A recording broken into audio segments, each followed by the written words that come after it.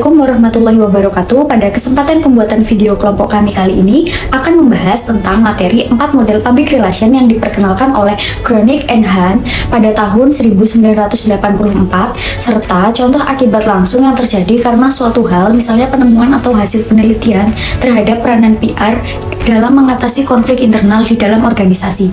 Keempat model ini adalah model agen pers, model informasi publik, model dua arah asimetris, dan model dua arah simetris. Mari kita mulai dengan penjelasan umum tentang setiap model. Model yang pertama yaitu model agen pers atau press agency atau publicity. Model ini berfokus pada penyebaran informasi secara sepihak untuk mendapatkan perhatian media dan publik. Pendekatannya cenderung manipulatif dan mengutamakan publisitas. Contohnya yaitu kasus Washington Post. Mereka tidak akan pasang iklan jika informasi mereka tidak digunakan, atau mereka akan menelepon eksekutif dari koran atau media TV untuk menekan reporter atau editornya agar menggunakan berita yang mereka kirim.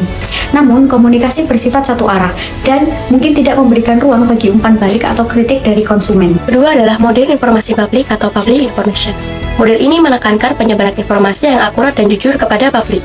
PR bertindak sebagai penyedia informasi yang benar dan bertanggung jawab. Pernyataan resmi yang disebarluaskan kepada media untuk menginformasikan tentang kejadian penting, pencapaian, atau inisiatif baru yang dilakukan oleh organisasi. Contoh model ini adalah press release dari Kementerian Kesehatan pada 31 Agustus 2023 tentang cara peluncuran program integrasi layanan primer kesehatan dan penguatan perencanaan pembangunan kesehatan.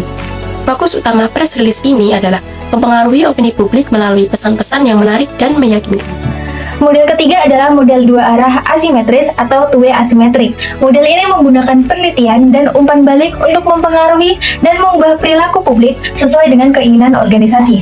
Contohnya saja adalah perusahaan Samsung ingin memahami preferensi konsumen untuk mengekspresikan identitas dan preferensi mereka melalui inovasi, produk, dan layanan dalam produk smartphone mereka. Dengan ini perusahaan Samsung menyesuaikan strategi mereka agar dapat lebih efektif dalam mempengaruhi publik sesuai dengan kepentingan organisasi. Model terakhir adalah model dua arah simetris atau two-way symmetric. Model ini menekankan komunikasi dua arah yang seimbang, di mana baik organisasi maupun publik, termasuk karyawan, saling mendengarkan dan menyesuaikan diri. Model ini adalah paling efektif dalam mengatasi konflik internal karena mengedepankan dialog terbuka dan pemahaman bersama.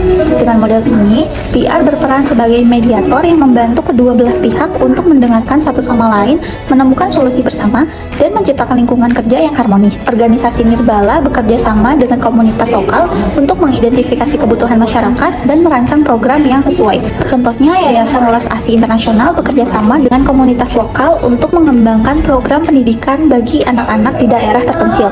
Yayasan mengadakan pertemuan rutin dengan warga untuk mendengarkan kebutuhan dan harapan mereka, serta melibatkan warga dalam pelaksanaan program. Komunikasi dua arah yang dilakukan seimbang dan kolaboratif digunakan untuk mencapai saling pengertian dan solusi yang saling menguntungkan.